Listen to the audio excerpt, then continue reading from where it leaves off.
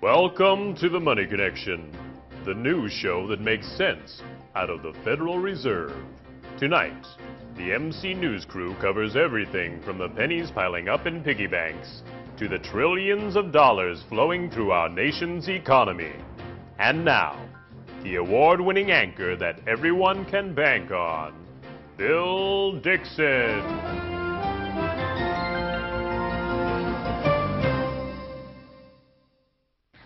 Where's Bill? Has anyone seen Bill? You know, sometimes the only way to get a job done is to do it yourself. Oh, read you the open.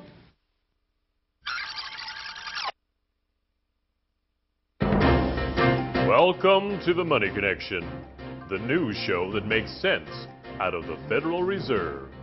And now, the award-winning anchor that everyone can bank on, Annie Becker.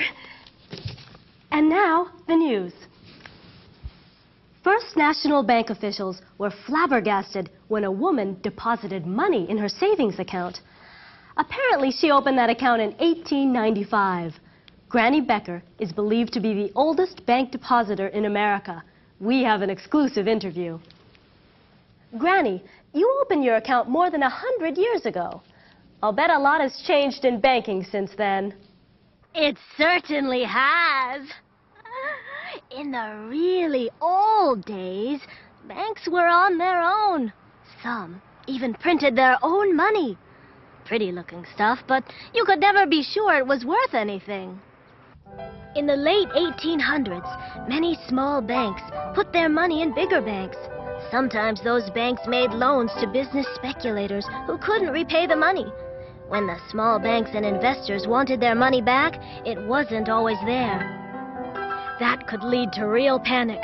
People raced to take their money out of the bank before it collapsed. That only made things worse. Once a run started, it could spread to other banks. I still get chills when I think about the panic of 1907. Let me tell you, it was no fun at all. And yet you stuck with it. Why were you so confident? Because everything changed in 1913.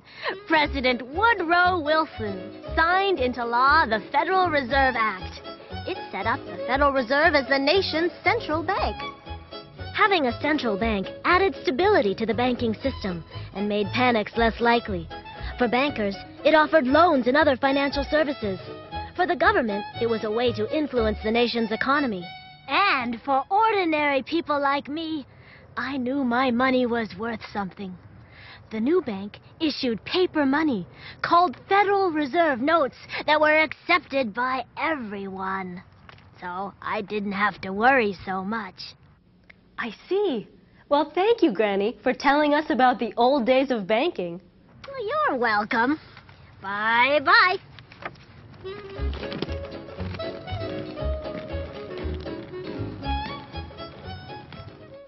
That is one cool Granny. And now, sports. The Giants signed slugger Stan Home Run Becker to a new contract. Talk about big bucks. The deal includes an $8 million signing bonus. At a press conference, Stan talked about his plans for all that money. Stan, is it true you're walking out of here with $8 million? Yep. I got the check right here. I don't get it, Stan. Where's the money? What are you, some kind of rookie? A check is as good as money. And it travels faster than a Randy Johnson fastball.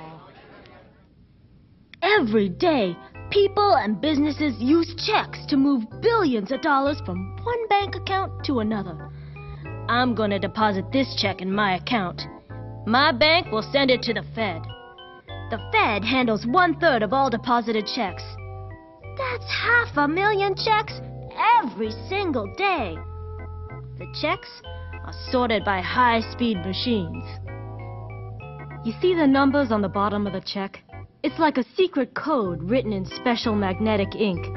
It tells the Fed which bank to pay and which one to charge. In this case, $8 million is subtracted from the Giants' bank account and added to mine, making me a very happy ball player. So that's the whole ball game? For a check it is.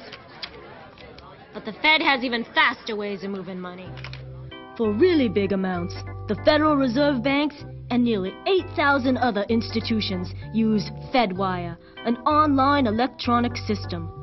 FedWire transfers huge sums of money across the country in an instant.